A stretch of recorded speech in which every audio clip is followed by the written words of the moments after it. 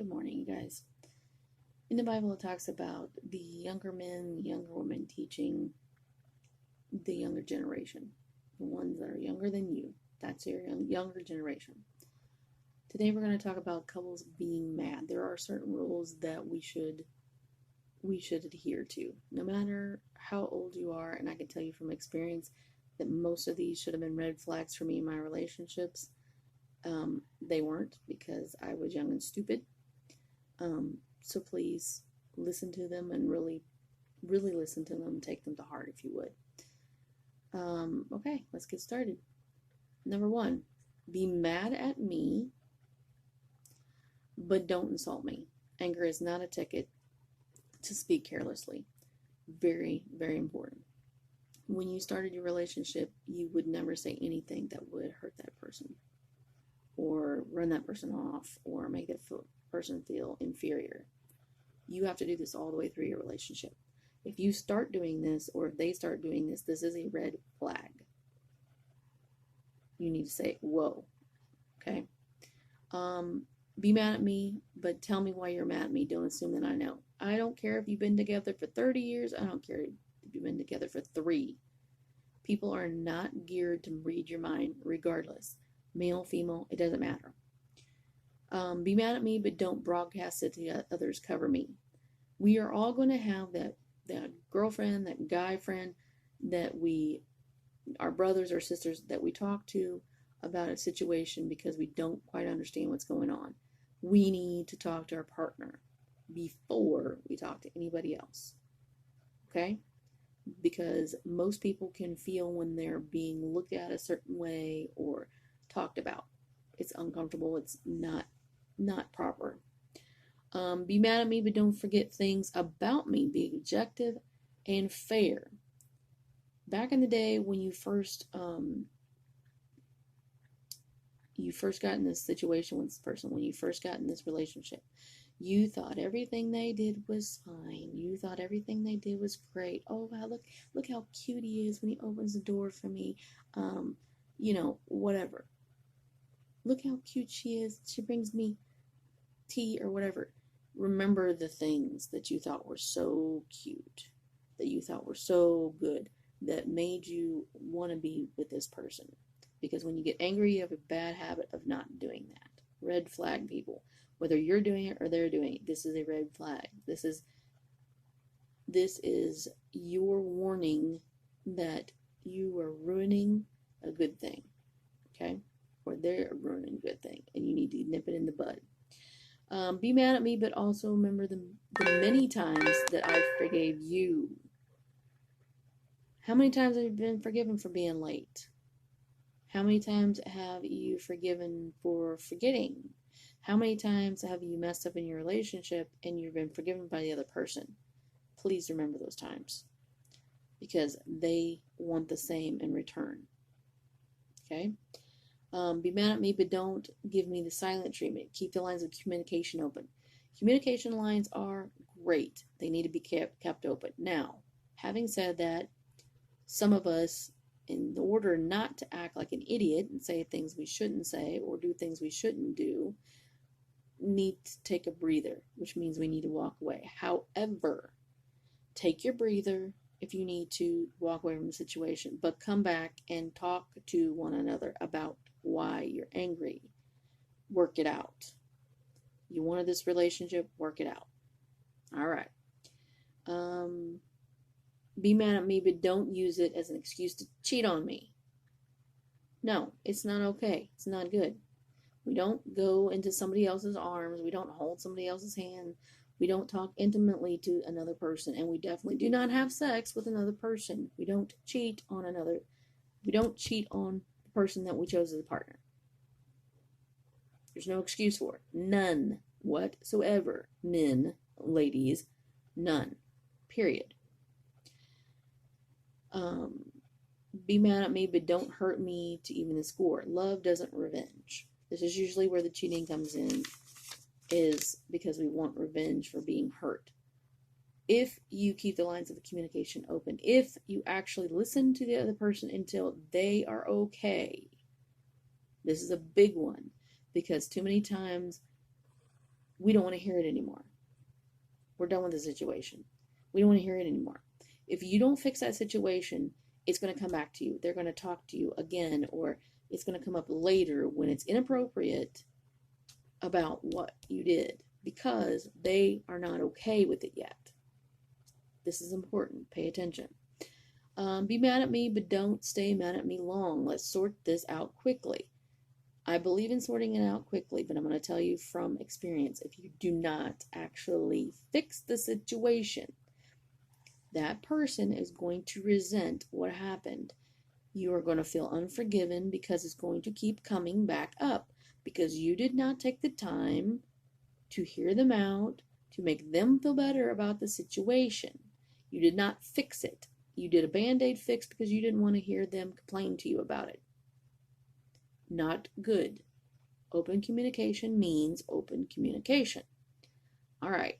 Be mad at me, but don't stop praying for me. I still need your prayers. That is majorly important. The most intimate thing that you can do with your partner, I do not care what you believe, listen to me. The most important thing that you can do with your partner, the most intimate thing that you can do with your partner, is pray for them. There are people that can have sex with you, they can kiss you, they can hug you, they can tell you that you're pretty, blah, blah, blah. If they can't pray with you, they're not being intimate with you. You and God are the most important relationship you will ever have. The person that is with you needs to understand that relationship, and they need to want to be a part of that relationship. Okay? Don't stop praying for them. Be mad at me, but don't threaten to quit what we have. Ending it is not a solution. This one is majorly important.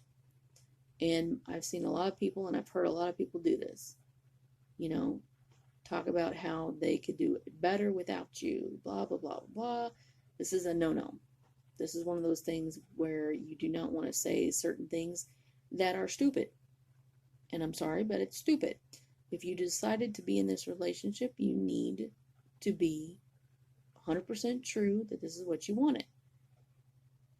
All right, moving on. I won't go too far with that. Be mad at me, but don't punish me using intimacy. Let's keep intimacy special. Don't weaponize it. Don't refuse to be intimate with someone until they give in to your demands. Don't be an emotional terrorist.